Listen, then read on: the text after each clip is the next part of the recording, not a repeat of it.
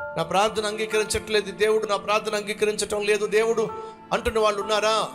అయితే కన్నీటితో ప్రయత్నం చేయి. సహోదరా, సహోదరి, నీ జీవితంలో ఏదో ఒక విషయంలో నువ్వు చాలా నిరాశతో ఉన్నావు.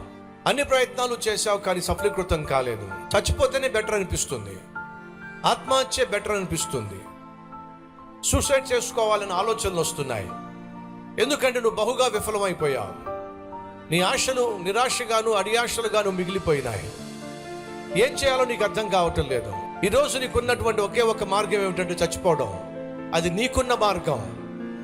కానీ నేను చెప్తున్న ఒక మార్గం ఉంది. అదేమిటంటే కన్నీటితో నా ప్రభు సన్నిధిలో ప్రార్థన చేయి. నువ్వు దేవుని చిత్తానికి వ్యతిరేకంగా అఘోరిస్తూ కన్నీటితో ప్రార్థన చేస్తానంటే మాత్రం కుదరదు. దేవుడు మనిషికి ఇచ్చిన ఈ శాసనమునకు వ్యతిరేకంగా దేవుడు ఎప్పుడు, ఎన్నడూ, ఎక్కడ, ఏమి చేయడో. కానీ ఆ ప్రార్థన వాక్యానుసారం కావాలి.